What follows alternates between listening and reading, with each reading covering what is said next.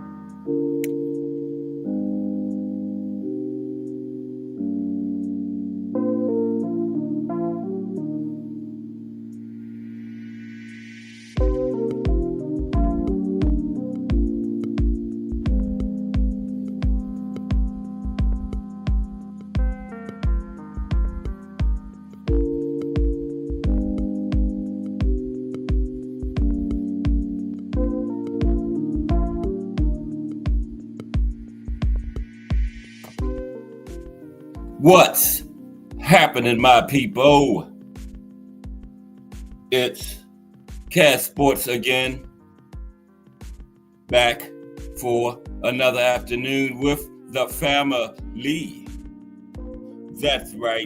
You know what time it is.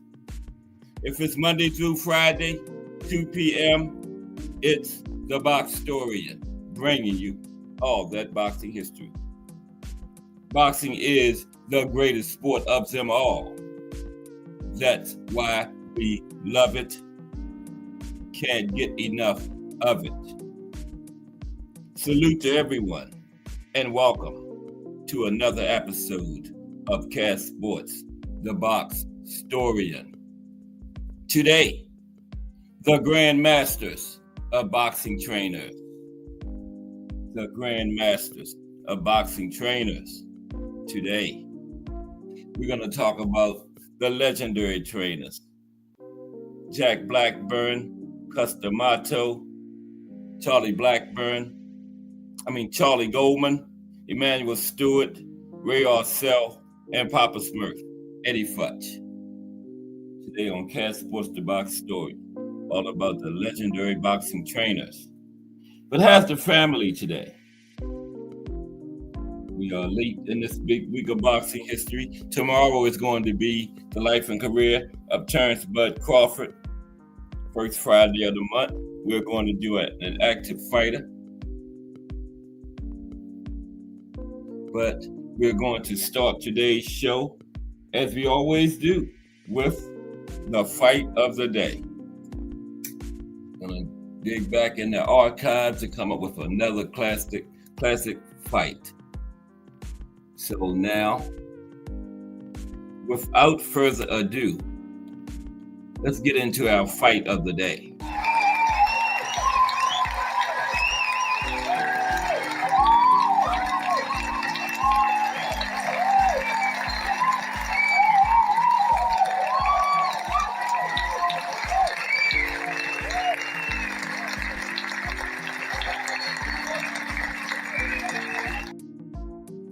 Okay, the fight of the day today is Jimmy Ellis versus Jerry Quarry, April 27th, 1968.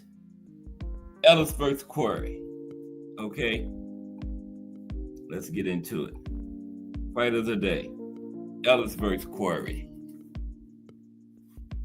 Now, in June of 1967, a jury found world heavyweight champion Muhammad Ali guilty of draft evasion for his refusal to join the military and participate in the war in Vietnam. He was promptly stripped of both his championship and his license to box in the United States. He would spend the next 3.5 years in and out of court, contesting the verdict and avoiding jail time, and would not compete again until 1970. Okay? There's Ali at a press conference after yet another court appearance. Right there. Okay? In the meantime, boxing tried to move on from Ali. Do you think Ali was missed?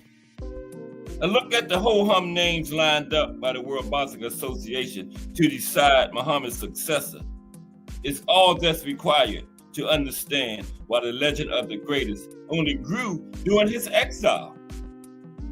The less than inspiring roster included Leotis Martin, Thad Spencer, Jerry Quarry, Jimmy Ellis, and Oscar Bonavena.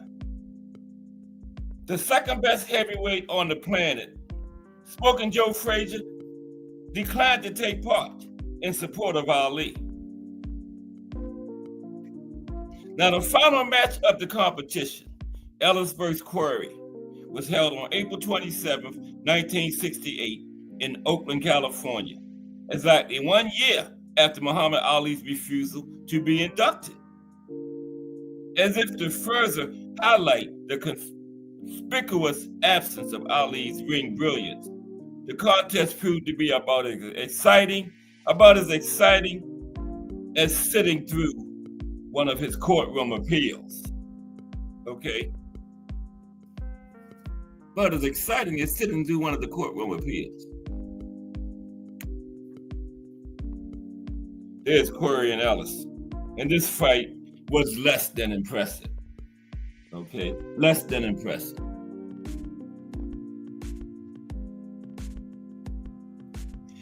Quarry, who later claimed to be suffering from a back injury, was primarily a counterpuncher.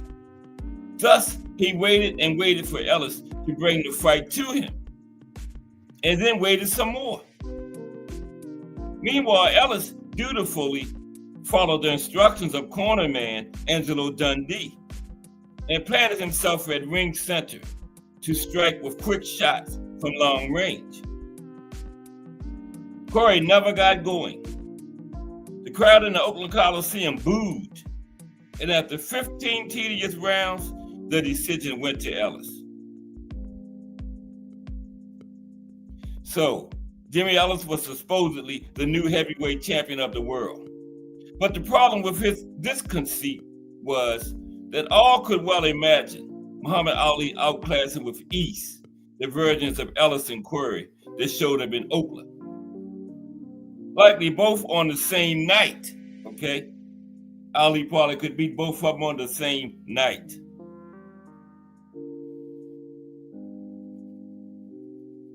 While consulting with his lawyers between rounds, okay? That's how bad that fight was. Ellis and Corey for the heavyweight championship of the world. The number 2 heavyweight behind Muhammad Ali, Smoking Joe Frazier, declined to participate in this tournament to replace Ali in support of Ali. So Smoking Joe wasn't even in it. But there's Corey tagging Ellis with a right hand during the fight. As matchmaker Teddy Brenner quit after the dreary affair, the WBA elimination tournament was a total success. It eliminated all great fighters. Okay.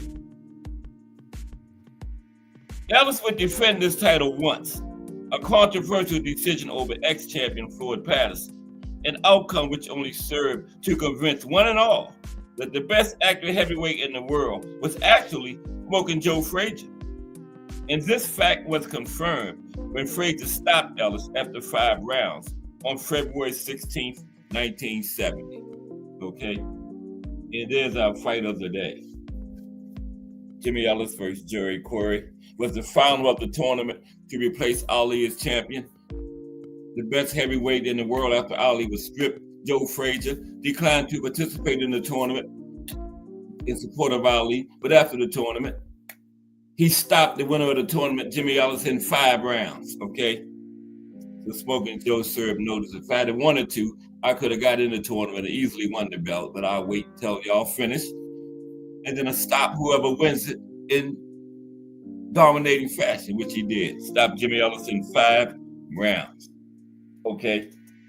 So today's show is going to be all about these legendary boxing trainers, the Grand Masters of boxing training. Got 6 of them. Like I said, Jack Blackburn, all these people trained legendary all-time great. Jack Blackburn trained Joe Louis. Customato had Mike Tyson, Floyd Patterson, Jose Napoles. Ray Arcel, of course, had Roberto Duran, Benny Leonard. Charlie Goldman had Rocky Marciano. Did I say Charlie? Emmanuel Stewart had the hitman Thomas Hearns. Eddie Futch had Joe Frazier, Larry Holmes, Trevor Berbick, Ken Norton. 4 of the 5 fights Ali lost were by Eddie Futch trained fighters. Okay, so let's get into it. These legendary trainers. And there's Angelo Dundee. We got a special piece on Angelo that they named him in the 6th, but we're going to do him separately. He trained Sugar Ray Leonard and Muhammad Ali. Okay. And there's Joe Louis and Jack Blackburn to his right. Okay. And some of his management team there with Joe and Jack Blackburn. Mike Rim in the building. Salute, Mike Rim. How are you today? The Grand Masters of boxing trainers today, Mike. Okay, let's get into it. Like I said, that picture right there is Joe Louis and Jack Blackburn in the middle and 2 other members of his management team. I used to know their names, but I don't know them right offhand. Okay, let's salute Mike, man. Okay, let's get into it. Grand Masters of boxing trainers today. Now, first of all, as far as trainers go, like I was saying yesterday, ranking them is extremely difficult. For one thing, in the old days, almost every trainer concentrated on one champion at a time. There were only a fraction of the champions, 8 weight classes and 1 title per weight class, as opposed to 17 weight classes and 4 sanctioning organizations today, plus interim, regular, and super champions, and in some cases, champion and reset. So there are potentially 204 titles, 612 if you count regular, interim, and super titles today. Potentially 612 champions at any one time, at any given time in boxing. Now that said, there are trainers who are regarded historically as Grand Masters, elite of the elite. And they are all gone now, okay? The following list is drawn from various sources, and in the end is an opinion based on facts. Now, what made a great trainer an elite master of the sweet science? Okay. Now, Joe Louis said in his autobiography, once that bell rings, you are on your own. You better be ready. And you better have a guy who makes sure you are ready and who can tell you what to do if something goes wrong. Now, that guy to make sure a fighter is ready is his trainer. Now, training has not improved in any way the past 50 years. If anything, there are less qualified trainers than ever before. Joe Frazier commented in an interview in 1999. These guys today are not trained by real champions. They are not trained by great ex-fighters. Okay? Because Al Booger in the building. What's up, Al Booger? How are you today? We're going to be talking about some legendary trainers today. Okay? Now, Joe Frazier said these guys today are not trained by real champions. They're not trained by great ex-fighters because the best trainers in history were fighters who knew all the secrets of the game. Rocky Marciano's trainer, Charlie Goldman, claimed to have had over 300 pro fights. Jack Blackburn, Joe Louis's trainer, was one of the great fighters of the turn of the century and had over 160 pro fights, right? And he fought the likes of Joe Gans, Sam Langford, and Harry Greb. And they learned to fight by fighting and then by working with other great trainers, okay? They learned to fight by fighting and then by working with other great trainers. There's Jack Blackburn right there. That level of experience is completely gone from the sport today. Ray Arcel, Hall of Fame trainer, who learned himself from some of the greats like Benny Leonard and Whitey Bimstein, noted right before his death. The great Ray Arcel said, boxing is not really boxing today. It's theater. Some of these kids might look good, but they don't learn their trade. If you take a piece of gold out of the ground, you know it's gold, but you have to clean it. You have to polish it. But there aren't too many trainers today capable of polishing a fighter. Okay? The grandmasters of all time.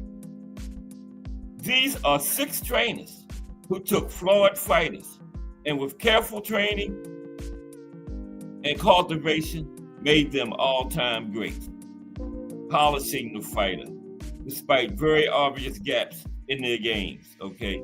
These 6 grandmasters are Jack Blackburn, Charlie Goldman, Eddie Futch, Emanuel Stewart, Ray Arcel, and Cus D'Amato. Now let's take a look at these 6 grandmasters, okay? Let's take a look at them. These 6 grandmasters.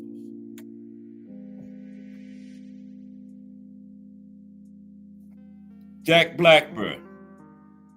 Now, Jack Blackburn is, in the opinion of many, the greatest trainer who ever lived. Sam Langford, one of the greatest fighters who ever lived, summed up Joe Louis when he said, the Brown Bomber is another Joe Gans, whom I consider the greatest fighter of all time. He can hit, he is fast, and is no slouch at employing ringcraft. I am glad I am still able to see enough to watch the boy.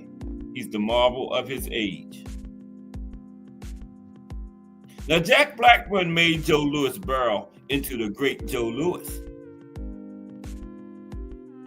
Jack Blackburn is best known as the Hall of Fame trainer of the great Joe Louis, but he was also a great lightweight boxer who engaged in over 160 recorded professional fights from 1901 to 1923, 22-year career.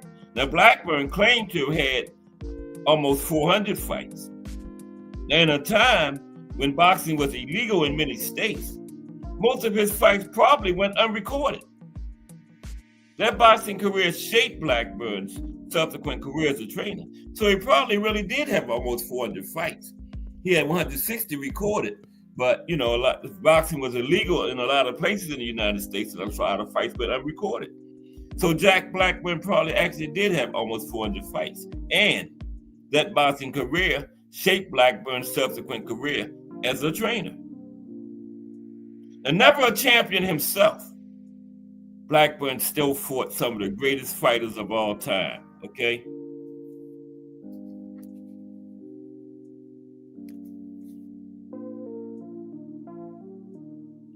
He fought the legendary lightweight champion, Joe Gans, the old master, 3 times. He fought all-time great Sam Langford 6 times, despite a major weight disadvantage. He fought the great welterweight Dave Holly 5 times.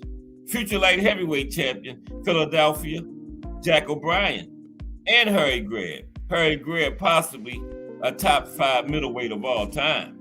Yeah, Jack Blackburn fought all of those people. Blackburn even fought heavyweights, Jim Berry and Gunboat Smith. We're going to have to do a profile on Gunboat one of these days. Yeah. Probably next Friday. Gunboat, yeah. Now, Billy Rocap said the greatest fight he ever saw was Jack Blackburn's famous 15-round draw with Sam Langford in Marlborough, Massachusetts. Veteran historian Charlie Rhodes rated Blackburn as the 3rd greatest lightweight ever. That's high praise. Veteran historian Charlie Rhodes had Jack Blackburn as the greatest lightweight ever. Okay, Charlie Rhodes. 21 YGL green light. Salute. 21 YGL green light. I'm going to talk a little bit of boxing history today about the great trainers. These are called the Grand Masters of boxing training. Got 6 of them. The first one is Jack Blackburn, who trained Joe Louis. Let's salute 21 YGL green light. Green light. Welcome to Cast Sports. Boxing history 2 to 4, Monday through Friday. Okay. Yeah, Jack Blackburn.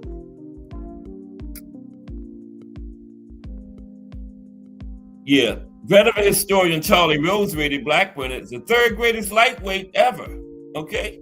And Blackburn watched every bit of what trainers did during his 22-year career as a fighter and applied it to become an all-time, truly great trainer himself. Now, Jack Blackburn trained 4 fighters who went on to become world champions. Bantamweight Bud Taylor, lightweight Sammy Mandel, welterweight Jackie Fields, and of course heavyweight Joe Louis. Okay? Now, Louis was his pride and joy. Louis was his pride and joy, who he felt he had molded in the image of the great technicians of his day, right? Himself, Jack Blackburn, the old master of the ring, Joe Gans, and power puncher Sam Langford. He tried to mold Joe Louis in the image of those 3 great fighters. Himself, Joe Gans, and Sam Langford. Okay?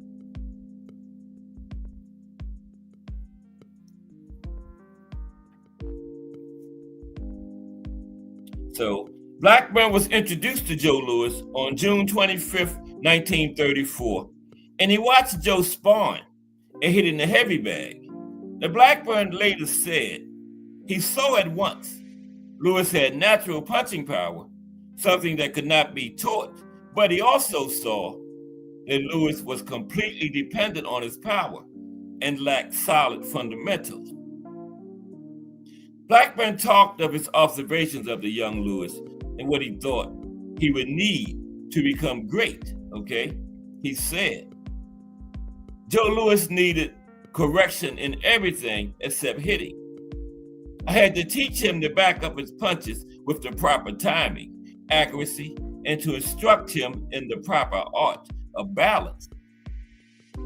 I trained him under the same methods I trained under when I was a fighter.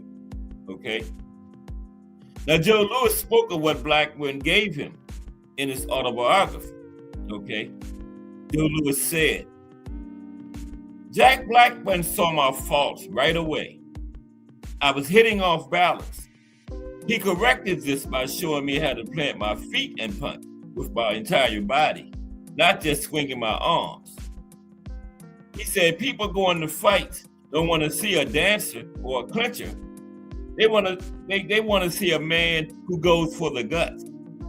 He said I had strength and that I could beat or knock out anybody I wanted to if I planted my body in the right position. Okay?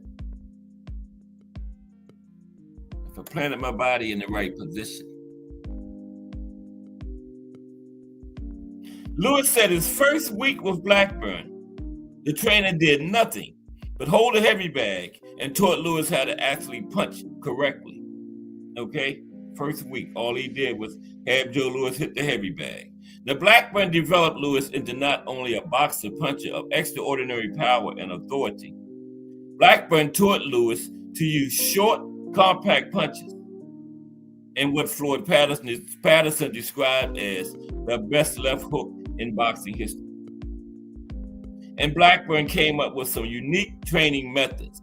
For instance, Blackburn trained Joe Louis's jab and maximized his hand speed by having him catch flies. Okay?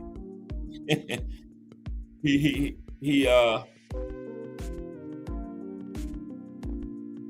maximized his hand speed by having him catch flies with his bare hands. Okay? Wow. I guess you got to be pretty fast to do that, you know. Okay, so let's go to Rocky Marciano's famous trainer next. The great, legendary, what the heck to this picture? The great, legendary Charlie Blackburn is next. The great trainer of Rocky Marciano. We got the Grand Masters today of boxing trainers, okay? The legendary Charlie Blackburn. Okay. Let's talk about Charlie.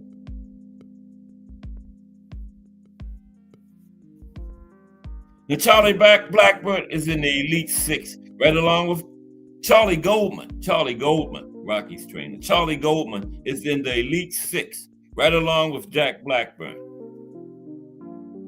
Now, though BoxRec only has records of 43 fights, it admits Goldman had more. Goldman claimed to have had over 400 fights. But just like Jack Blackburn, most were unrecorded. Given the quasi-legal status of the sport in New York in the pre-World War I era, it was not unusual that no record was kept of many fights. Well, Charlie Blackburn in BoxRec has 43 fights, but he said he had over 400, and probably true. Because, you know, boxing was illegal and he boxed primarily in New York and a lot of fights went unrecorded, okay? So, yeah, he had a lot more fights than 43, for sure. Probably did have closer to 400.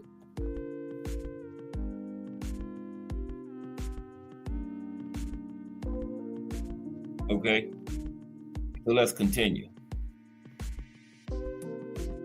Charlie would say in later years, as did Jack Blackburn, that it was their experience, the hundreds of fights, and their watching and learning from the trainers that gave them a foundation to become great trainers themselves. After his career as a boxer ended, Goldman began training boxing. Goldman, again like Blackburn, trained 4 undisputed world champions: middleweight Al McCoy, lightweight Lou Ambers, featherweight Joey Archibald, and of course, heavyweight Rocky Marciano. And just as Joe Louis had been Blackburn's crowning triumph, Rocky Marciano was Goldman's crowning triumph, prize pupil, okay? Goldman's first 3 champions concentrated on improving their potent technical skills, but Rocky Goldman built from the ground up.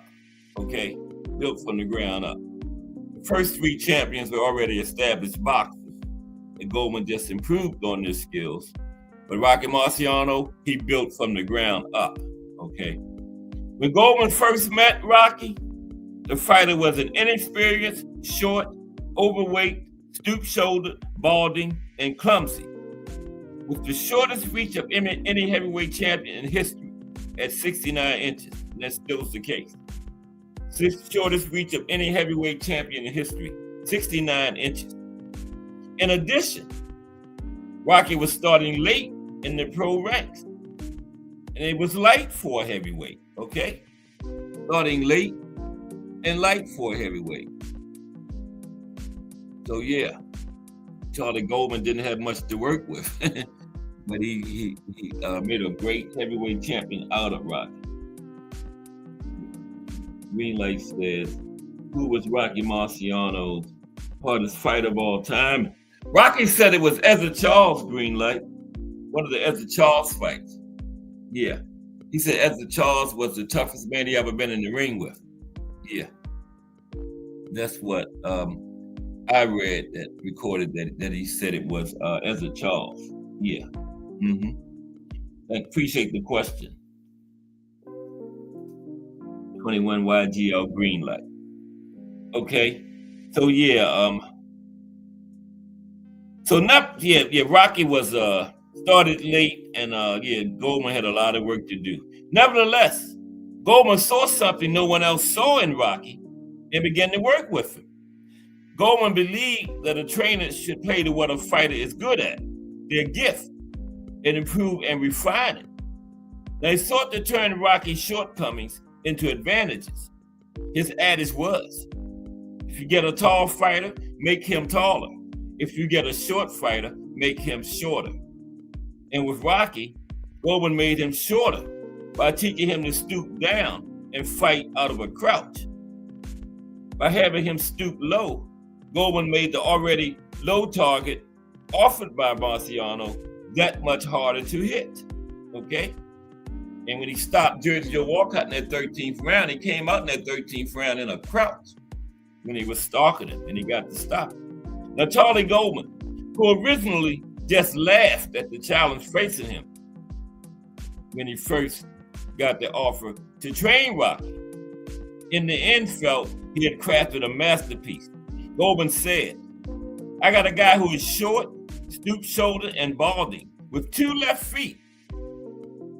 But all of Rocky's opponents look better than he does as far as moves are concerned, but they don't look so good laying on the canvas, right? It don't look so good laying on the canvas, where most of his opponents ended up at, right?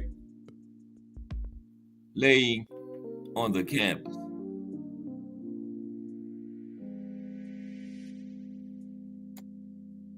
Yeah, I got to take this laptop back today. There's that hissing sound again. Okay, but let's continue. There's Rocky and Charlie Goldman working out there.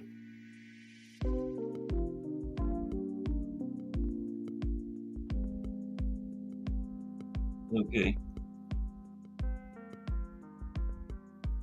So, Goldman crafted moves that other trainers such as Customato used later with similarly height and reach disadvantaged fighters like Mike Tyson. Goldman had a special 300-pound heavy bag built and had Rocky pound it with both hands to increase both his punching power and his endurance. He can hit, said Goldman, but I taught him how to punch, okay? He can hit, said Goldman, but I taught him how to punch. That was the same thing with Jack Blackburn and Joe Louis. You know, when Jack Blackburn first met Joe Louis, he could hit, but Jack Blackburn taught him how to punch. It's like Rocky and Goldman, okay? Now, Goldman introduced wind sprints in addition to Rocky's morning runs of up to 10 miles. He also introduced a novel way of using a speed bag, but not like anyone else did it. He had Rocky hit it with hooks and slow power shots to work on his accuracy. In the end, Charlie Goldman took a guy who on paper would never have made a club fighter, let alone undisputed heavyweight champion. And he made him into the top 10 heavyweight of all time and the only undisputed champion to retire undefeated at any weight. Okay? Charlie Goldman. Another one of the grandmasters. Let's move on to the next grandmaster. Papa Smurf. The great legendary Eddie Futch. Right? Eddie Futch. Muhammad Ali lost 5 fights. 4 of those losses, Eddie Futch was in the opposing corner as the trainer. Okay? 4 of those losses, Eddie Futch was in the other corner, training the fighters that beat Ali. The only one that wasn't Eddie Futch trained was Leon Spinks. Okay? Maybe Leon should have went and got Eddie for that second fight, the rematch. He might have won the rematch. Okay? Let's continue. Papa Smurf is next. We are talking about the grandmasters of boxing trainers. Papa Smurf, Eddie, the great legendary Eddie Futch. Okay? Like I was just saying, 4 of the 5 men to defeat Muhammad Ali, Joe Frazier, Ken Norton, Larry Holmes, and Trevor Berbick, were all trained by Eddie Futch. And Muhammad Ali quoted in his autobiography, Eddie Futch was put on this earth to make sure I stayed humble. That's what Ali said. Eddie was put here to keep me humble. Okay? Because Eddie was in the opposite corner, 4 of his 5 losses. Now, born in Mississippi, Eddie moved with his family to Detroit, Michigan when he was 5 years old. Now, as a young man, he began boxing, and in 1932, Futch won the Detroit Athletic Association Lightweight Championship. And in 1933, he won the Detroit Golden Gloves Championship. He trained at the same gym as Joe Louis, the Brewster Recreation Center gym in Detroit, and sparred with Louis, right? The heart troubles prevented Futch from turning pro. And not wanting to leave the sport, he began training boxing. Eddie trained 4 undisputed world champions. Heavyweight Smoking Joe Frazier, heavyweight Riddick Big Daddy Bowe, middleweight Don Jordan, and light heavyweight the Spinks Jinx, Michael Spinks. Okay? Eddie Futch had all of them. Now, isn't that ironic? The only fighter to beat Muhammad Ali that wasn't trained by Eddie Futch was Leon Spinks. But Leon Spinks' brother, Michael Spinks, was trained by Eddie Futch. Wow. Anyway, in addition, he trained a horde of alphabet champions, including such great fighters as Alexis Arguello. You had Alexis for a time. Yeah. Mm-hmm. And Green Light says, what was the other fighters that beat Muhammad Ali that was with Eddie Futch? Oh, yeah. Okay, yeah. You must have put that before I just said that. But again, the ones that beat Muhammad Ali with Eddie Futch was Joe Frazier, Larry Holmes, Ken Norton, and Trevor Berbick. Frazier, Holmes, Berbick, and Norton. Futch, F-U-T-C-H, not Fudge. Eddie Futch. But yeah, there they are, Green Light. Holmes, Norton, Frazier, and Berbick. I appreciate the question. YGL Green Light. Man, one more question like that, you're going to get a wrench. Real fast. Okay, we appreciate you. 21 YGL Green Light. Okay, let's continue. Yeah, Eddie Futch. Now, he also worked with Alexis Arguello during his career. Now, Futch is probably best remembered for training Joe Frazier and Riddick Bowe. With Frazier, Eddie had many of the same problems that Charlie Goldman had with Rocky Marciano. Frazier was short, fat, and had no reach. Yet Futch crafted a merciless body-punching warrior who is one of the top 15 heavyweights of all time. Some people say top 10, but Frazier is up there. Like Charlie Goldman, Futch believed in emphasizing a fighter's gifts and working to refine their technique to play to their strengths. With Joe Frazier, he's teaching how to use head movement, and the bob and weave led to Joe's having the best defensive numbers of any heavyweight champion in history. Okay? And Joe had great defense. He was such an aggressive offensive fighter that, his defense gets overlooked.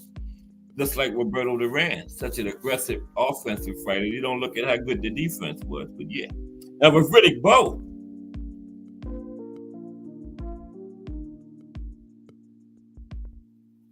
I made all these pictures. I might as well show them. There's Eddie Futch and Joe Frazier right there. Now with Riddick Bowe, Futch said he had the most talent he had ever worked with. That was a big statement there. Remember, he had Holmes, Norton, Frazier, Trevor Berbick, among other fighters. And he said Riddick Bowe had the most talent he had ever worked with. That's what Eddie Futch said. But his challenge with Riddick Bowe was to keep him focused and away from the all-night buffet. Right? He had to keep Riddick away from the all-night buffet. Now, when it was obvious to Eddie that Riddick, who had begged Eddie to train him in the first place, when it was obvious to Eddie that Riddick was no longer willing to make the sacrifice to be great, Eddie walked away, leaving large training fees behind. Yeah, Eddie wasn't with that nonsense. He said, Riddick, you're not serious, so, I'm going to move on. And he did. And there's Eddie, Ken Norton in the middle, Smoking Joe on the right. That was a great fight we never got. Ken Norton and Joe Frazier pulled the friendship card on us. And guess what? Eddie Futch was encouraging them not to fight. That's the one knock I got on Eddie. He was encouraging Ken Norton and Joe Frazier not to fight each other.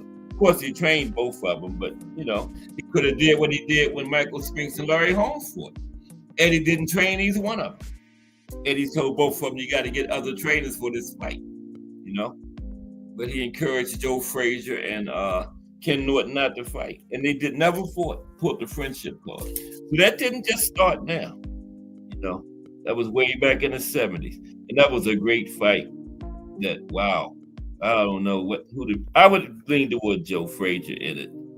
But it would have been a war. Ken Norton and Joe Frazier. Wow. Both beat Muhammad Ali. Salute Mike Mazik in the building. Appreciate you, Mike Mazik. A long-time Cast Sports supporter. Told you this is my 506th show, and Mike Mazik been in 504 of them. Mike Rim been in 503. Al Booker been in 500. All long-time Cast Sports support. I appreciate those gentlemen 1,000,000%. Okay. I hope 21 YGL Greenlight is in his first of many Cast Sports shows. Let's continue. Okay, we're going to move on now to Emanuel Stewart. This is our fourth of the Grandmaster of boxing training. Okay, there's Emanuel and his prize pupil, the Hitman, Thomas Hearns.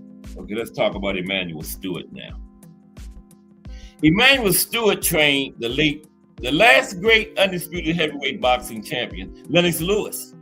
The last great undisputed heavyweight boxing champion, Lennox Lewis. And then he made Vladimir Klitschko a great fighter. Because Usyk was undisputed. Usyk is a light heavyweight, man. Back in the 70s, Usyk wouldn't even went to heavyweight. He would have stayed at light heavyweight. So yeah.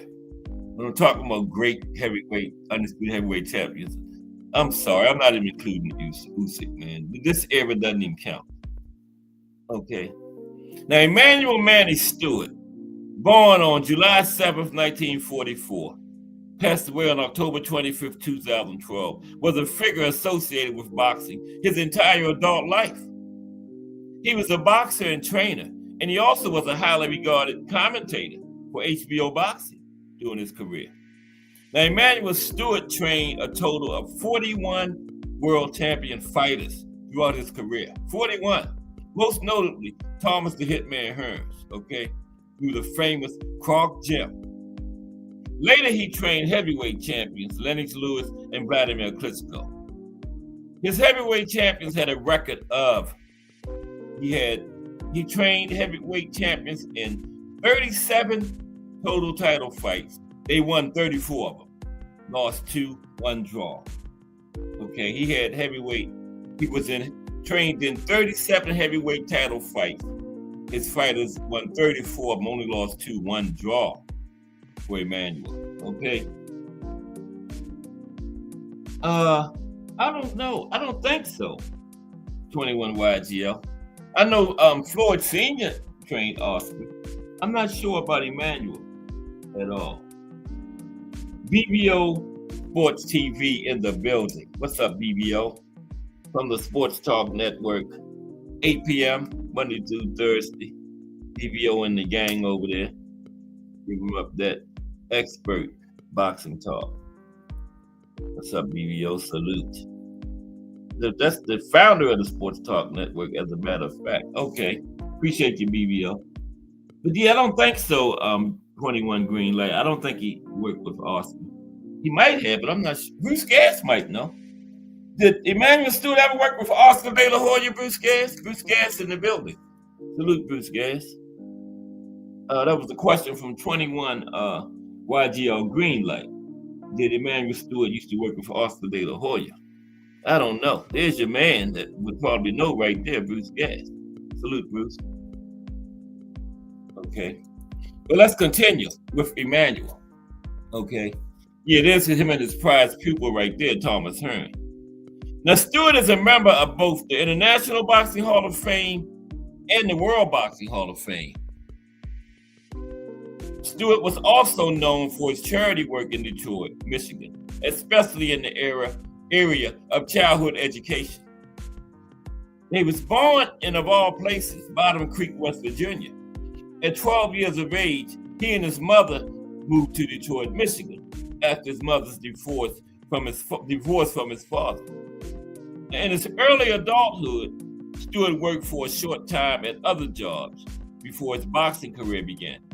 Now, Stewart fell into his life's work at Brewster Recreation Center, famous as the home gym of Joe Louis and Eddie Futch.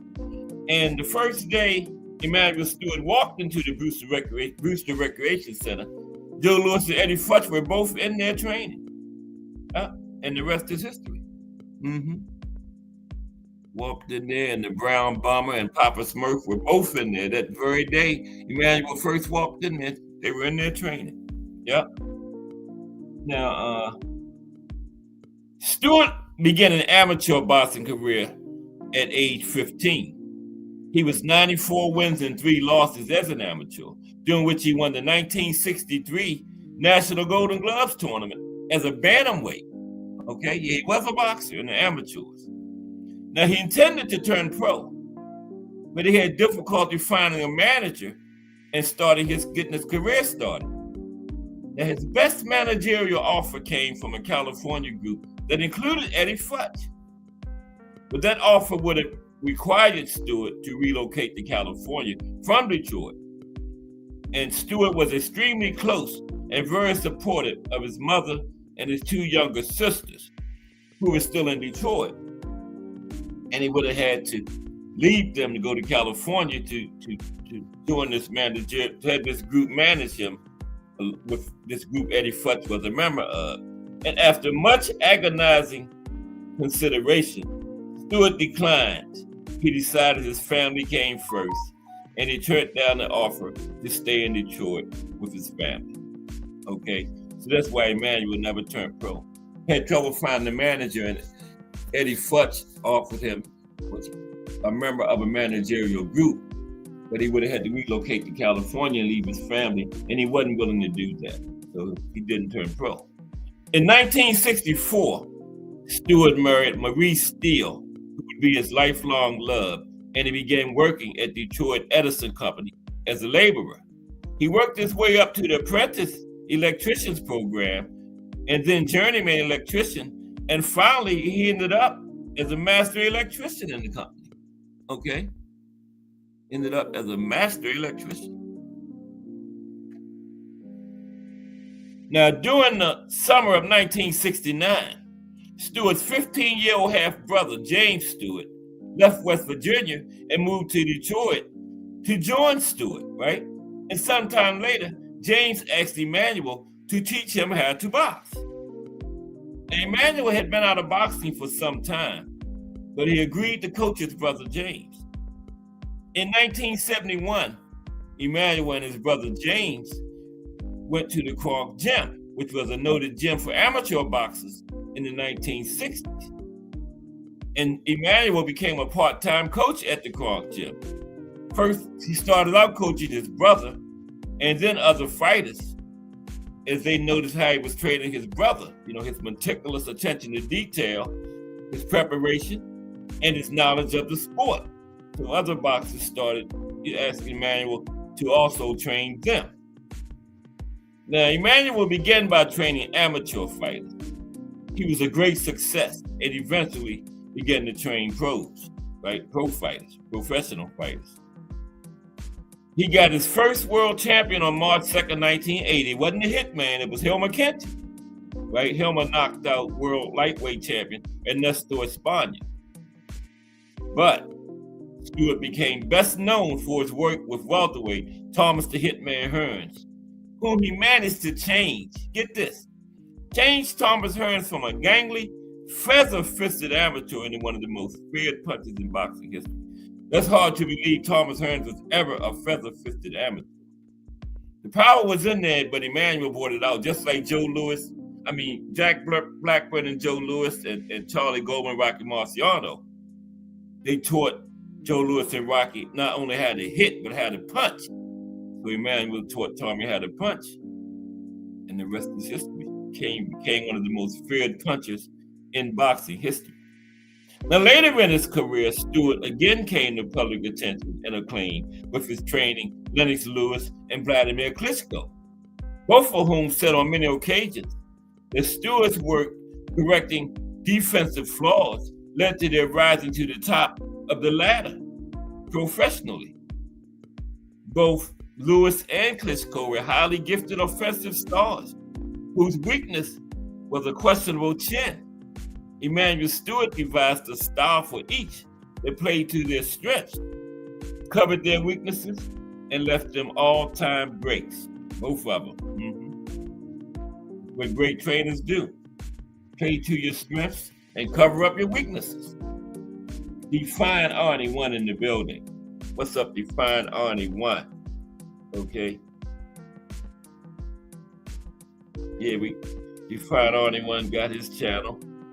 I know everybody here probably subscribed already, but we got some great channels in here. VBO Sports TV, Bruce Gas, Boxing, Jazz, and more. Define Arnie 1. If you're not subscribed, subscribe to these great channels. Putting out great content and doing it right. Okay, so yeah, Emanuel also turned Lennox Lewis and Vladimir Klitschko into all-time greats. Now, Stewart said many times that he simply took what a fighter did best, worked out the kinks, and then tried to find a way to compensate for any weaknesses they had. Now, that sounds easy, but of course it was not easy. Stewart died on October 25th, 2012 after undergoing surgery for diverticulitis at age 68. He rightly belongs in the pantheon of great trainers, genuinely good human beings also. Okay, so we got two more grandmasters of boxing trainers to go, and the next one is the legendary Cus D'Amato. He had 3 prize pupils. There he is with his first one. Not his first boxing he trained, but his first prize pupil that really got big time recognition in boxing. Floyd Patterson. Okay. Floyd Patterson and Cus right there. Okay, so let's talk about Cus. Another one of the grand. We got the 6th grandmaster. So far we had Jack Blackburn, trained Joe Louis. Charlie Goldman, trained Rocky Marciano. We had Papa Smurf, Eddie Futch, trained 4 of the 5 fighters that beat Muhammad Ali. Larry Holmes, Ken Norton, Joe Frazier, and Trevor Berbick. Ali said Eddie Futch was put on earth to keep him humble. And then we just did Emanuel Stewart had the great hitman. Now, Cus D'Amato. Now, Cus is unique among the great trainers in that he had a system he believed in, and he sought out fighters who fitted, right? But what separated Cus from other trainers with a system was the ability to adapt adapt his system to his individual fighters. Now, Cus was not rigid in his application. For instance, his legendary peekaboo worked differently with each of his champions. He would tweak it to match his champion's skills. And Cus had 3 undisputed world champions. He had heavyweight Floyd Patterson, he had light heavyweight Jose Torres, and of course he had heavyweight Mike Tyson. Okay. Now Cus, like all of the grandmasters, was a great amateur fighter, but like Eddie Futch and Emanuel Stewart, he could not make the leap to the pro ranks for health reasons. For Cus, it was loss of vision in his eye. Now this one fighter, I meant to get his name, but this one fighter, I think I told y'all the story before, he was amazing because just like Cus, he was blind in one eye, but what this fighter did, because you know you got to take that vision exam in your pre-fight physical. Now what this fighter did, when he was taking the vision examination, he would always manage to cover up his bad eye first. And what he would do, this was ingenious. He would memorize the entire chart with his good eye, right? And I wear glasses. I took many eye exams. It's like 10 lines on that chart. He memorized all of them.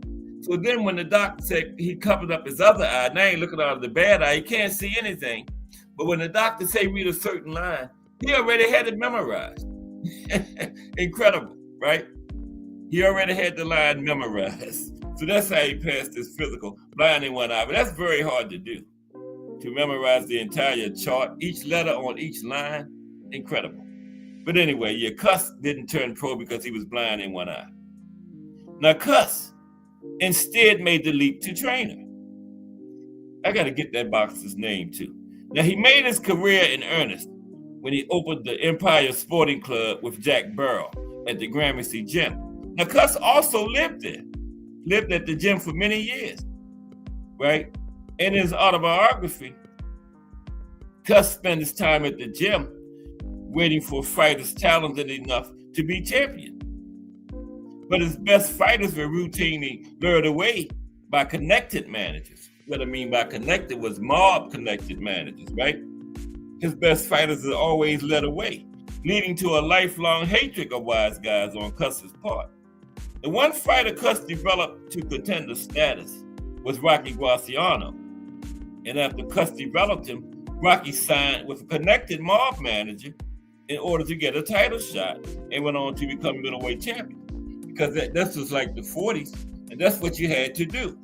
The mob controlled who got title shots, controlled who won them. So Rocky Graciano went with the connected manager and left Cus, okay? And Cus had a lifelong hatred of the mob-connected managers. But finally, in 1952, okay, Cus spotted a young middleweight training at the Gramercy Gym and convinced the 17-year-old kid that his style and training could carry him to a world title.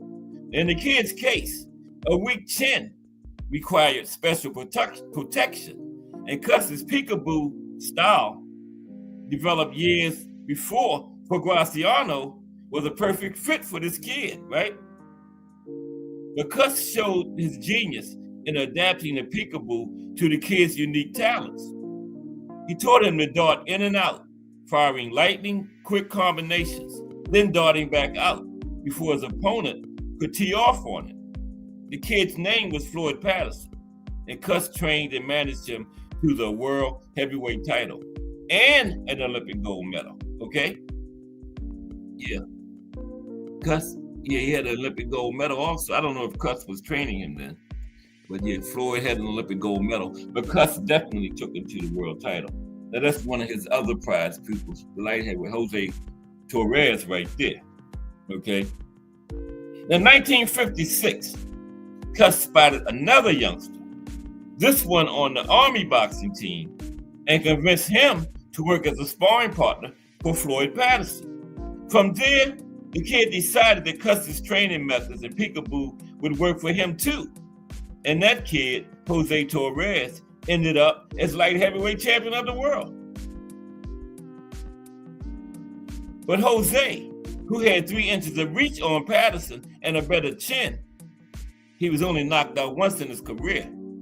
Jose used a variation of the peekaboo that Cus altered to fit his longer reach and stouter chin. Jose simply used side-to-side movement instead of darting in and out, while still firing the rapid combinations typified by the peekaboo style. Okay? But, it would be almost, 2.5 decades after that, 23 long years, before Cus finally found another kid who fit his mold for a fighter.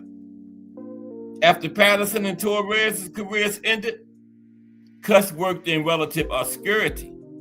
He had become convinced that the best way to mold a champion was to find a young troubled kid who needed a purpose and give them that while teaching them to fight. It was 1979 when Cus found a kid who would be his masterpiece in a nearby juvenile reformatory. Cus took a 13-year-old kid named Mike Tyson and again tweaked his classic peekaboo style to suit Tyson's particular strengths. Like Torres, Tyson had a stronger chin than Floyd Patterson, but Tyson was far stronger than Torres, so Cus again adapted his style to his fighter. And unlike Patterson, who would dart in and out, Mike Tyson just bored in the range and fired away. Okay? Mike bored in the range and fired away. Okay? So, Cus also actually used training methods with Tyson that Charlie Goldman had used with Rocky Marciano. Okay? Again, this is according to Cus's autobiography. He was familiar with Rocky's routines. He thought that using that 300-pound bag that Charlie Goldman had Rocky punch on for a limited time would best help Mike Tyson develop his potential power. At age 13, Mike was muscular and weighed nearly 200 pounds at age 13. Wow, that was a big boy there. So, Cus realized that due to Tyson's size deficits and his lack of reach, that a style to counter those deficits would have to bring, as Rocky did, incredible power and endurance. So Cus used to claim that there is no such thing as a natural puncher. There is a natural aptitude for punching, and that is different. Nobody is born the best. You have to practice and train to become the best. Okay? Now, Cus believed that Mike Tyson needed to have incredible punching power in both hands, and as Rocky Marciano had enough endurance and stamina to use his style for 15 rounds, right? It was still 15 that tragedy between Boom Boom Mancini and Dooku Kim hadn't happened yet to bring fights to 12 rounds. So Cus thought Mike had to have the stamina to be able to use that style for 15 rounds. So Cus put Mike on the 300-pound bag, unbelievably heavy for a 13-year-old, and told him to develop his natural punching power in both hands. Now, Cus knew Rocky Marciano trained using this technique and was quick to get Mike on the same routine, as he saw Mike with many of the same weaknesses in size and reach that Rocky Marciano had to overcome. And with some of Rocky's strengths, Mike had the same natural power and willingness to work. Then, that was before Don King and Robin Gibbons, right? Because Mike at that time was a gym rat. And after his workouts, he went and studied film for hours. Okay, again, that was before Don King and Robin Gibbons. After his workouts, Mike went and studied film for hours. Okay? That was the Kevin Rooney trained Mike. And Mike ended up using the Rocky bag for 5 years until he was ready to fight as a pro. Now, Customato never got to see his masterpiece, his pride and joy win the undisputed title. Mike Tyson won his 11th fight as a pro on November 1st, 1985, and Customato died 3 days later. Okay? Customato lives. Don King, Robin Gibbons gets nowhere near Mike Tyson. But okay? Now, Cus the trainer was better than Cus the manager, who tended to protect his fighters too much by putting them in only with fighters he was convinced they could beat. But Cus the trainer was a genuinely great trainer. His ability to craft a system that both protected smaller or weaker chin fighters, and which was also a deadly efficient offensive system, coupled with his willingness to tweak it to each fighter's individual strengths and weaknesses, and his ability to incorporate good ideas from other master trainers, puts him in the elite of all time. Okay, and now our final grandmaster. 6 grandmasters today, the final one. And they all had legendary fighters. The legendary Ray Arcel, trainer of the legendary Roberto Duran and Benny Leonard. And I can never get over how incredible I told you, Ray Arcel trained Benny Leonard in the 20s and trained Roberto Duran in the 70s. In each decade in between, except for the 60s, he had a world champion in him. Because in the 60s, he had some trouble with the mafia. Well, we're going to get to that. But we're going to get to why he didn't train in the 60s. He took a few years off. Ray Arcel, okay, is our final grandmaster, the legendary Ray Arcel. Now, Ray Arcel was a great trainer, a technical master who could indeed polish great talents into great fighters. Arcel was born in Terre Haute, Indiana, on August 30th, 1899, the son of Rose and David Arcel, who were Jewish immigrants from Russia and Romania. He moved to New York City before he was 6 years old, and he grew up in Harlem. Okay.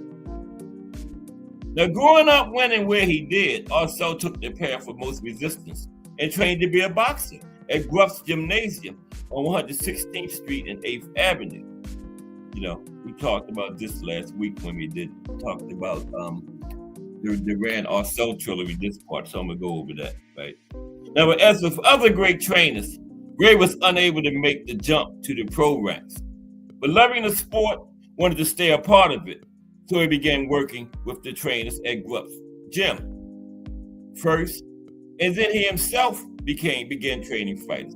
So he began working with trainers, then he became a trainer himself at Stillman's Gym. Stillman's was right by the old location of Madison Square Garden on 8th Avenue in the 1920s. And Ray Arcel had the following undisputed champion, okay? He had the following undisputed champion. He had lightweight Benny Leonard, arguably the greatest lightweight of all time. Lightweight Roberto Duran, arguably the greatest lightweight of all time. He had light and welterweight champion Barney Ross, middleweight Tony Zale, heavyweight J.J. Braddock, heavyweight Ezzard Charles. And Ray also trained he worked with the great Larry Holmes. Holmes' fight against Jerry Cooney. Holmes had Ray Arcel and Eddie Futch in the corner. How could he possibly lose? He had Ray Arcel and Eddie Futch in the corner at the same time in that fight. Jerry Cooney didn't have a prayer, man. Ray Arcel and Eddie Futch both in this man's corner.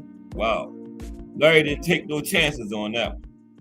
Now, the first heavyweight Arcel trained was James J. Braddock, for his fight with Joe Louis in 1937. That was when Joe Louis won his first title. Ray was in the other corner. Over the years, Arcel trained 15 members of the Joe Louis Bum of the Month Club. And Ray Arcel said he got tired of seeing those guys get stretched out by Joe Louis. He trained 15 members of the Bum of the Month Club. Now, Arcel, who told his family he was tired of boxing, retired in 1940 and took a job in private industry. But he still went to the fights just as a fan. Then, at a fight, he saw Ezzard Charles, who he called the greatest talent he had ever saw. He was right back in boxing. And when Ezzard Charles got drafted, Ray again left the sport until Charles returned after the war.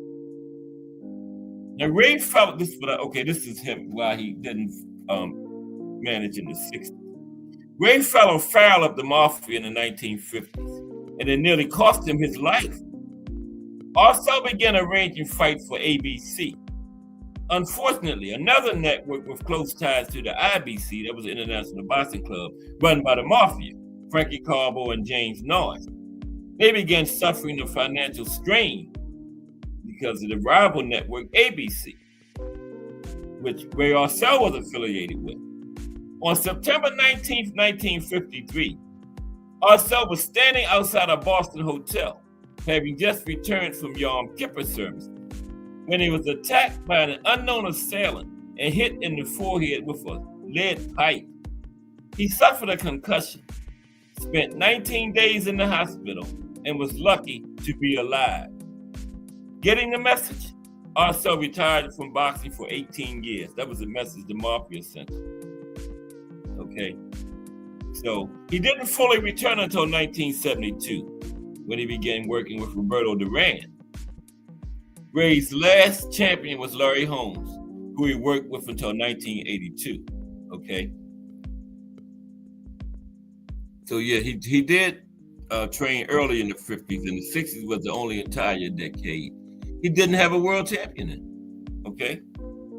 Now, I also believe, as all the masters did, that his job was to find and polish the natural skills of a fighter and encourage what they did best. Also believed, after that, his job was to find a way to cover the fighter's weaknesses, which all of them had. All fighters had weaknesses. He trained over 2,000 boxers and set up his craft. I never considered myself a trainer. I considered myself a teacher, okay? A teacher. Ray Arcel, like all the grandmasters, believed an out-of-shape fighter was a danger to himself. Arcel parted company with Duran when Roberto was partying after losing to Leonard in their rematch. After the No Mas fight, Roberto was out there partying. And Ray was also already upset by the No Mas incident. And then Roberto was out there partying after that. So Ray said, no, I had to go. But he did come back to Roberto, as we all did. He did come back. And the thing was that made me pissed me off the most. Roberto was still what was in the fight, man. It was only the 8th round. 7 rounds ago, Sugar Ray was ahead by, I think it was 2 points on one card and 1 point on 2 cards, or 1 point on one card, 2 points on 2 cards. It was 7 rounds ago. Roberto still could have won the fight, and he quit. But Ray came back to him, as we all came back to Roberto. Okay? Now, journalist W.C. Heinz is quoted in Corner Man. Great book. Corner Man. I haven't read it yet. He said about Arcel, Ray Arcel is more concerned with the fighter than the fight. The best you can say about Arcel, and there have been other trainers like this, but they're certainly not in the majority. He was the type of trainer that if you had a son, and that son insisted on becoming a boxer, Ray Arcel was the one you'd want to train and condition him. Ray Arcel, above and beyond anything else, looked out for the health and well-being of his fighters. That's what Howard Cosell said about Angelo Dundee. Howard said if he had a son that wanted to be a fighter, he would want Angelo Dundee to train him, okay? Just Do Boxing in the building. What's up, Just Do Boxing? Coming up at 4 o'clock p.m. I know all of us in here subscribe to Just Do Boxing, but anybody listening, it'd be worth your while to subscribe to Just Do Boxing and check them out at 4 p.m. You will come back and thank me. Balanced, unbiased boxing talk. You get both sides of the equation and you get it right. Everybody gets their Just Do Boxing. Okay? All right, salute Just Do. 4 p.m. That's who I'm warming you up for. Okay. But yeah, let's close that. We talking about the Grandmasters today, Just Do. Ray Arcel is the final one. We had Jack Blackburn trained Joe Louis, Charlie Goldman trained Rocky Marciano, Eddie Futch Papa Smurf trained 4 to 5 fighters that beat Ali: Frazier, Norton, Holmes, and Berbick. Emmanuel Stewart trained the Hitman. Customato trained Floyd Patterson, Tyson, and Jose Torres. And now Ray Arcel trained the great Roberto Duran and the great Benny Leonard. Now, what was Ray Arcel proudest of in his life? It was the fact that he had trained 2,000 boxers and not one of them ever got seriously hurt in the ring. Now, all of the great trainers, the old grandmasters, are gone today. Emmanuel Stewart was the last of them, and we will not see their likes again in the sport of boxing. Now, Freddie Roach is a good trainer, but he's not in the class of the true greats. Not yet, anyway. Freddie's in the conversation, but not yet in the class of these great grandmasters. Okay? Now, it was one missing. I know y'all noticed. The great Angelo Dundee. But we ain't forget Angelo. We're going to be able to talk about Angelo now. Okay? Angelo Dundee. Yeah, this laptop, there's that hissing sound again. Just going back as soon as I finished. I had the perfect laptop. I had to pour water in it. I got the exact same one, but this one is hissing. I know y'all probably can hear that static. I don't know what that is, but a laptop's not supposed to be doing that. But let's talk about Angelo Dundee, another one of the Grand Masters, okay? Yeah, Angelo was the trainer of Muhammad Ali. Sugar Ray Leonard, remember? Mm-hmm. Those two great champions. Okay, Angelo Dundee. Let's talk about Angelo now. Angelo Dundee, the calm heart of Muhammad Ali's boxing career. His gentle, cool helped many fighters reach their potential as world champions. Let's talk about Angelo. Now, of all the boxing's trainers, there's arguably none greater than Angelo Dundee. He was the man who coached Muhammad Ali in all but 2 of his fights. He also had qualities away from the ring worthy of remembrance. For, like all great cornermen, the advice that helped hone 15 American world champions across 6 decades was maybe at its best when applied to the world outside of the ropes. Okay, 15 world champions across 6 decades. Legendary. Angelo Dundee. Okay, after serving in World War II as an aircraft inspector, Dundee's boxing obsession drew him from his native Philadelphia to the famous Stillman's Gym in Manhattan to reimagine his own identity. Now, he was born Angelo Moreno, but he worked under the surname Dundee, also adopted by 2 of his brothers to avoid drawing attention from their parents, who did not approve of boxing. Now, Angelo initially learned his trade as a bucket boy to legends such as Rocky Marciano, Joe Louis, and Sugar Ray Robinson. Keen to absorb the teachings of famed trainers like Ray Arcel and Charlie Goldman, Dundee was puzzled by the coded language they used to assess the fighters on the bags. Okay? He couldn't get in on their secrets, but then he told me, once I learned Yiddish, I did just fine. I got such a kick out of that one, Jimmy Dundee, Angelo's son, said in an interview. He learned their language. But it wasn't just personal convention that Dundee proved so apt at upending. When his boxer brother moved to Florida, Dundee followed, working at the gym on Miami's 5th Street, where he trained his first world champion, Willie Pastrana. Yeah, Willie Pastrana was Dundee's first world champion. That's not Willie right there, that's Sugar Ray Leonard. I got Willie in here somewhere. We'll get to Willie. Now, Miami was segregated in the 1960s, with black people subject to Jim Crow laws that extended across the South, everywhere it seems, except Dundee's gym. Okay? The only color in that gym was the red of the blood who those guys spilled, Dundee protege and boxing trainer Matthew Belamonte says. It was the only place in the entire South where people of different races could be in the same building together. Right? Only place Angelo Dundee did not believe in no segregation, okay? Fighters of all types would battle it out there and then shake hands as brothers.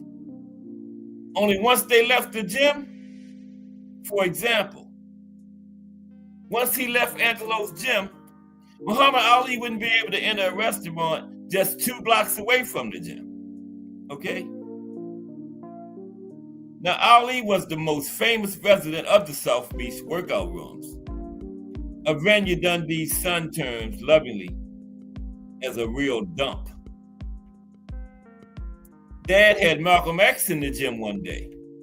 He had Malcolm go downstairs to wait for Ali. He sent me down there too. So I got to have lunch with Malcolm X, which was pretty neat, Jimmy Dundee, Angelo's son, says. Now, Angelo Dundee was also known for his calm. Okay, also known for his calm demeanor. My nickname for him was Yoda because of the way he could talk to people, the way he would talk to fighters. Angelo didn't have an ego. He never had anything nasty to say about anyone. Monte, fellow trainer. I was driving him one time, and we go through the toll booth. I give the lady the money. As we leave, Angelo says to me, "What's the matter with you?" and gives me a shot in the arm. And I'm like, "What did I do, Angelo? What do you mean?" He goes,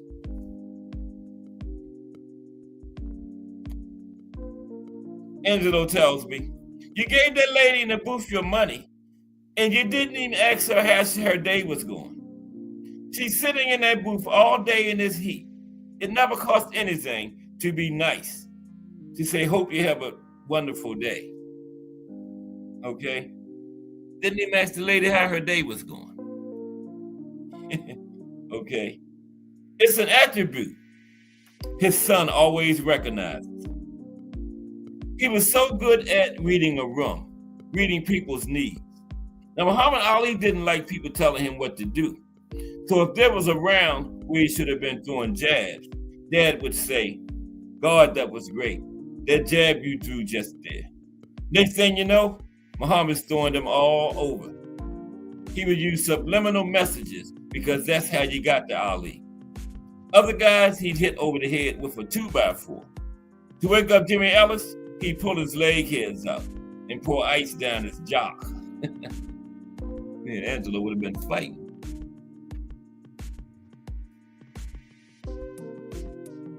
Jimmy Dundee recalls his father as a soft touch, who left domestic discipline in the hands of his mother, and who would lend money and never ask for it back. He paid for my wife and I to go on our honeymoon. Pinklon Thomas, the former WBC and IBO heavyweight world champion, tells The Guardian in an interview. This is what Pinklon Thomas said about Angelo. After I scroll down a little bit first, there's a drawing of Angelo. Pinklon Thomas said in an interview, he courted Angelo to be his coach right from the start of his career. It wasn't until Thomas's title shot against Tim Witherspoon in 1984, however, that Dundee took up the offer, helping the Michigan-born fighter to victory and the championship. Angelo would introduce me to everybody saying, "Come meet the greatest." And I'd say, "What do you mean, Angelo? Ali's the greatest." And he'd say, "You're the greatest, Pink. Look at all the shit you've been through. You climbed from the bottom to the top, and you're a beautiful human being."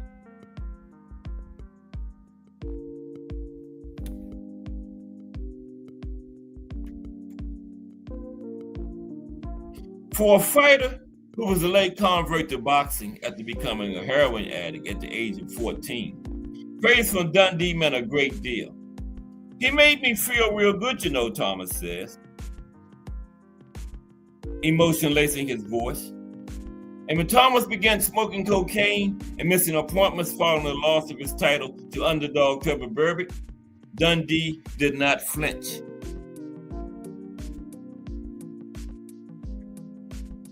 I went to his office to apologize. I had lost all this weight. Looked terrible. I said, I'm here. But he never even looked up. He completely ignored me. He just told his assistant to hand me the key for my safety deposit box. I had about $20,000 there, Thomas recounted, of a reaction that hit him harder than any left hook.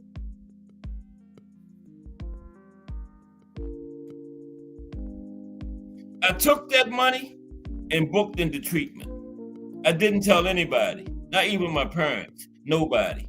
I did 30 days in the program and came out clean as a whistle. When I got out, a few weeks later, I got a call at my parents' house, and it was a message from Angelo. I don't know how he knew I was there. Muhammad Ali's induction to Ring Magazine Boxing Hall of Fame was coming up, and he wanted me to be there. Man, I almost fell off my chair.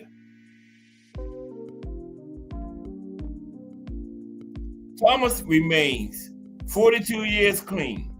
He says proudly, and instrumental to this success was his relationship with Angelo Dundee. When my career was over, we became the best of friends. I miss him so much. Angelo was next in line after my father and my wife. His death in 2012 at the age of 1990 was a hell of a loss. I couldn't even read his name without breaking up. We would always call each other on our birthdays. We won the title together on 31st August. So this month always reminds me of great memories. Well, a couple months back.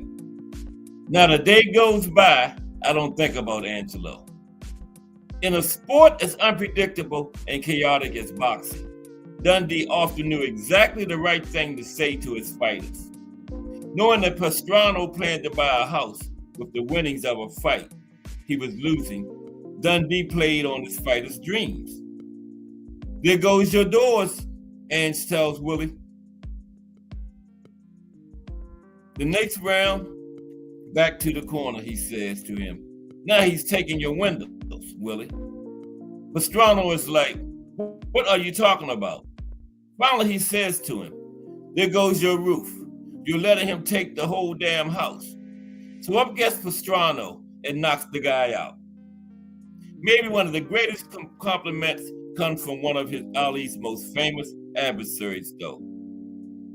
It was Dundee who helped Ali emerge victorious from the rumble in the jungle against George Foreman. Now, despite the crushing blow to Foreman's ego, Jimmy Dundee remembers how the fighter approached his father years later in Las Vegas. Foreman wanted Dundee in his corner for an audacious attempt to win back the heavyweight title at age 45. Dundee agreed, and Foreman upset the odds in 1994, recapturing his crown in the same pair of red shorts he'd worn when Ali took his title in Zaire 20 years earlier. He told me he wanted my father with him because he remembered when he was getting ready to hit Muhammad with a big right hand, there was a little squeaky voice cutting through the thousands in the stadium yelling, "Move, move," says Jimmy Dundee. Muhammad moved on my dad's word, and George would miss the punch. He didn't forget that. Dundee also knew when fighters should give up too, his son maintained. Dad used to manage a friend of mine, John English. He was in a fight where he got pretty beat up, and my father just turned to him and said, "You need to find a different career, son." John got into oil after that, and let me say, he's done very well in his life since. Jimmy Dundee says, laughing, that's part of the coach's responsibility, telling people what they don't want to hear. Dad was so honest and so good like that. Angelo Dundee, one of the greatest trainers, the Grand Masters, okay? Okay, so to close things down, I got we're gonna look at some controversial endings now in boxing. Okay, we're gonna look at some controversial endings in the sport of boxing. Appreciate everybody for coming through today. As always, remember tomorrow it's the first Friday of the month, so we're gonna profile an active boxer. And this Friday it is going to be Terrence Bud Crawford tomorrow. Okay? Don't miss that. Terrence Bud Crawford. We're going to talk about when his career started, all the way up to the incident he had with the police a few weeks ago out there in Omaha. All the way up through that. Okay? We're going to have it all tomorrow on Terrence Bud Crawford.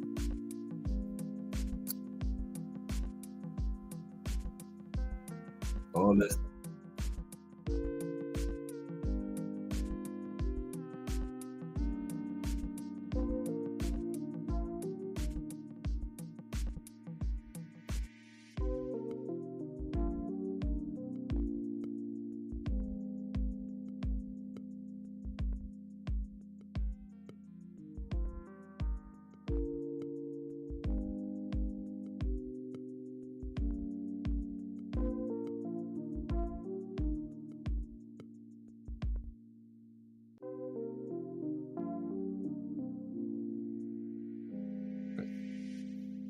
I think I had my mic muted. Damn, how long has my mic been muted? I think I just did it, I hope. Okay, yeah. The most controversial ending in boxing history was when the heavyweight championship of the world changed hands on a foul. The Max Schmeling winning the heavyweight title on a foul on June 6, 1930. In a heavyweight title fight in Yankee Stadium is the most controversial finish to a fight in boxing history. Ring Magazine rated Sharkey as the #1 heavyweight contender, and Schmeling was rated #2. So they fought for the undisputed title. It was vacant at that point. Now, Jack Sharkey and Max Schmeling were fighting for the World Heavyweight Championship, which had been vacant since Gene Tunney, the previous title holder, retired on July 31st, 1928. The Shark had won the first 3 rounds and was handily winning the fight, but he was disqualified after he landed a low blow late in the 4th round, which appears to be a genuine groin shot, which put Schmeling down and out. When Schmeling's manager jumped into the ring screaming about the foul, chaos erupted, and the angry referee disqualified Sharkey. Both the National Boxing Association and the New York State Athletic Commission, the 2 sanctioning bodies of the time, reviewed the fight and the referee's disqualification and upheld the decision, awarding the title to Schmeling. The public outrage led to Schmeling being referred to in the media, such as the New York Times, as Max Schmeling, the low blow champion. On January 7th, 1931, the New York State Athletic Commission stripped Schmeling of the title after his manager, Joe Jacobs, refused to honor the commission's demand that Schmeling defend the title in a rematch against Sharkey. Okay, so Schmeling got stripped.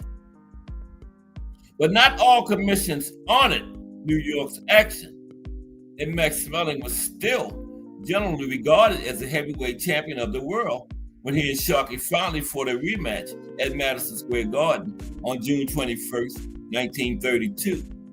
This time, Sharkey won, though the crowd favored Schmeling, and Sharkey became heavyweight champion, winning a 15-round split decision. In the rematch in 1932, virtually everyone in attendance, including Jack Dempsey and Gene Tunney, thought the German Schmeling had won comfortably. Now, Dempsey, who had no love for Sharkey, was particularly outraged, and even Tunney, who liked Sharkey but was known for complete even-handedness, agreed with Dempsey that the Schmeling had been robbed. Dempsey said, "Worst damn decision I ever saw, a robbery." After the decision was announced, Smelling's manager, Joe Jacobs, one of the most colorful characters in boxing history, grabbed the radio microphone and shouted for the world to hear, "We was robbed." This was the first time the phrase was broadcast nationwide. We was robbed. It wouldn't be the last time someone said that on radio or television in the years since. Okay? What has it been like now? Almost 100 years since. 93 years since then, right? 1932, 2025.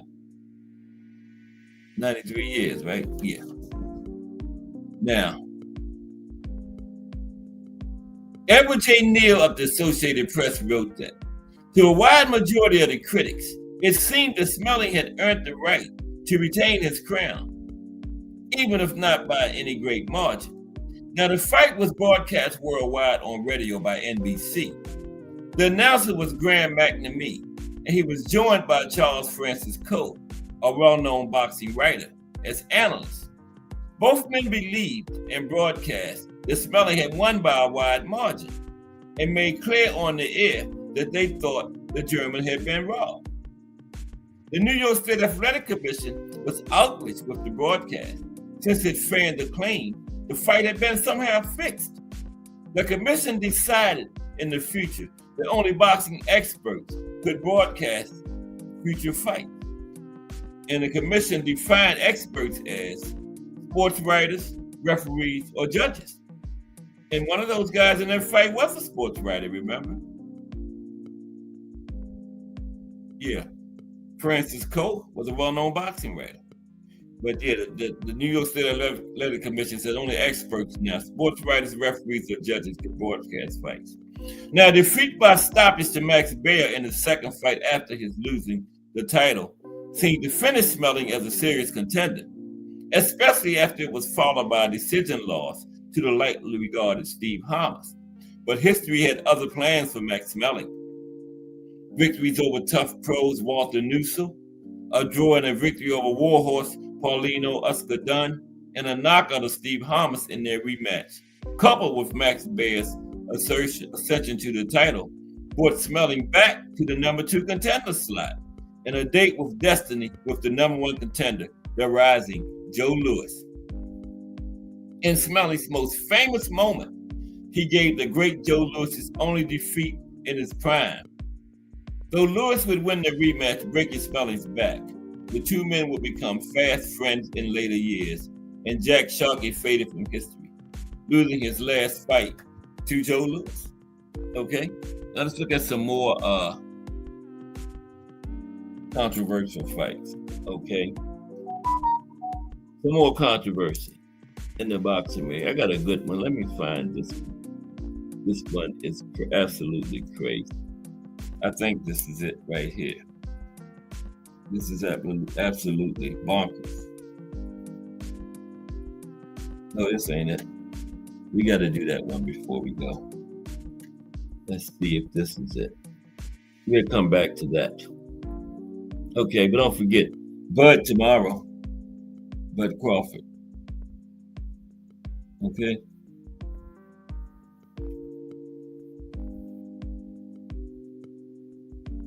Oh man, I can't find it now. I can't find it. Okay. It's got to be that. Let me find that. Or else I should have just stayed in order, right? Bear with me. Okay, here we go. Listen to this. Listen to this. Now, this was quite funny too. A mother jumped up in the ring to try to knock out an opponent and save her son. Okay? 1984 Olympian Tony Wilson, fresh from losing his British light heavyweight title, took on Steve McCarthy in September 1989 with his 62-year-old mother, Minna, in the audience. Okay? His 62-year-old mother was in the audience watching the fight. All right. So, let's continue. 62-year-old mother was dead. With her beloved son on the brink of a stoppage in round 3, Minna jumped up into the ring and mercilessly smacked McCarthy, her son's opponent, around the head with a stiletto shoe. As security detained Minna, McCarthy, reasonably assuming a disqualification win, left the ring with blood pouring from his head, right? The wound from the guy's mother required 4 stitches. However, when order was restored, the referee attempted to restart the fight. Now McCarthy, after getting beaten in the head by the guy's mother's shoes, refused to get back in the ring. And Wilson was declared the winner by TKO, a decision that was later upheld by the British Boxing Board of Control. Needless to say, an embarrassed Wilson barred his mother from attending any more of his fights. He said, "Mom, you can't come to any more of my fights." But she jumped in the ring and beat the guy upside the head with her stiletto shoes. The guy got out of the ring, right? He said he gonna win by disqualification because the guy's mother ain't got no business in there. But they didn't disqualify the guy, and they tried to start the fight. But the guy that got hit by the mother's shoes wouldn't get back in the ring. He said, "I'm not getting back in there." So they disqualified him and gave it to the guy whose mother beat the guy upside the head with the shoe. And the guy told his mother, "You cannot come to any more of my fights, Mom." I thought that was crazy. Okay. Yeah, that was definitely one of the most controversial endings in boxing history. No doubt about it. Right? Okay, here's another one. Not as funny like this one, though.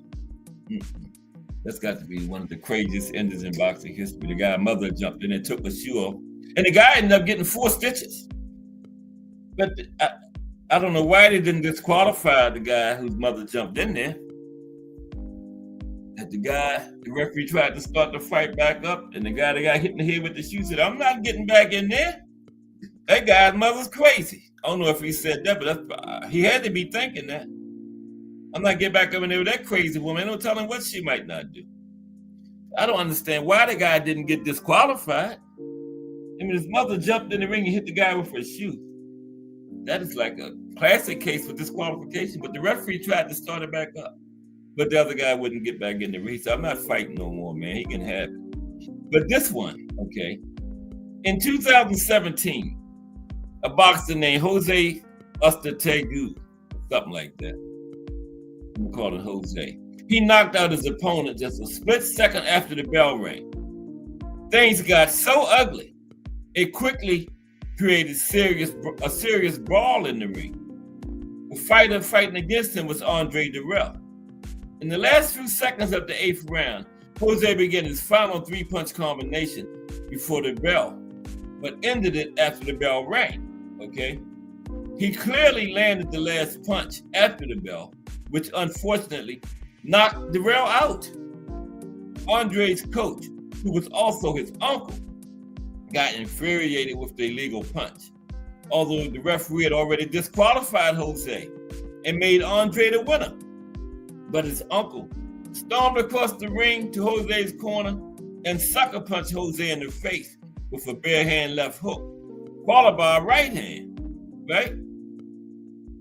The coach was arrested and was banned from ever serving in any fighter's corner again. He could never be involved in another boxing match in his life. That's still to this day. Andre Dirrell's uncle. Yeah, he jumped in there and clocked the guy, man, with a 2-punch combination. Yeah. That Wilson versus McCarthy was crazy, man. The guy's mother jumped in there and took a shoe off, gave the guy 4 stitches. And then they're going to try to continue to fight. The guy like, hell no. You continue it. As long as that crazy woman in here, I'm not fighting no more. And like I said, the guy barred his mother from any more of his fights. Okay, but we're going to call it right there. Bud Crawford tomorrow. Okay. Appreciate everybody that stopped by today, though.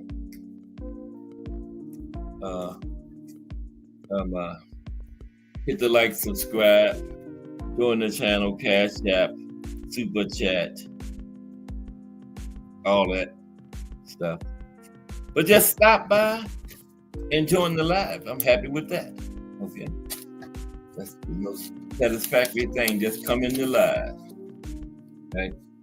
That's a hit the like. That's the main thing. Come in and hit the like. Okay. All the other stuff is gravy. Just come in and hit the like button. And I'm happy. Okay, but I do appreciate everybody that came through today. We got Just Do Boxing coming up next in these streets. The balance, unbiased boxing talk. Everybody gets to just do it, Just Do Boxing. Okay? Even Ryan Garcia and Teofimo, like I said the other day. Just Do, even get them there, Just Do. Okay, them two. Everybody gets to Just Do. But Bud Crawford tomorrow. Okay? I don't know what's happening this weekend. No big names, but it's boxing. And remember, subscribe to all these great channels in here. Just Duty, Fine Arnie, BBO Sports TV.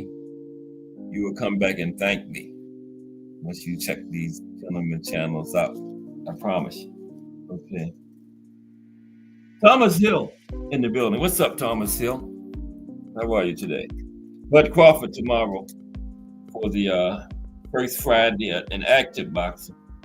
Gonna be Bud. We're gonna go all the way up to the incident with the police he had a few weeks ago.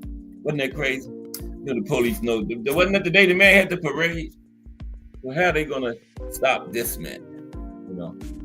But like I think T. Hill was saying, that's just to, did you say that to you?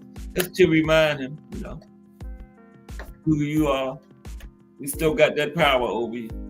Yeah, you had a parade, got the key to the city, but you know, you still just the you know what to us. And the bad thing probably was the people that look like him in the group, them the worst ones. But that's another subject. Okay, but yeah, I appreciate everybody for coming through today. Just Do is next. Yeah, that was T. Hill that said that. Yeah. That was just like you was 100% right, T. Hill. That was just to remind you. Okay. But yeah. Thomas Hill, Just Do Boxing, Define Arnie 1, Deuce Gas Boxing, Jazz, and more. Mike Mazik, 21 YGL, Greenlight, Al Booger, Mike Grimm, and Miss Cass. Appreciate everybody 1,000%. Hope everybody enjoyed the show.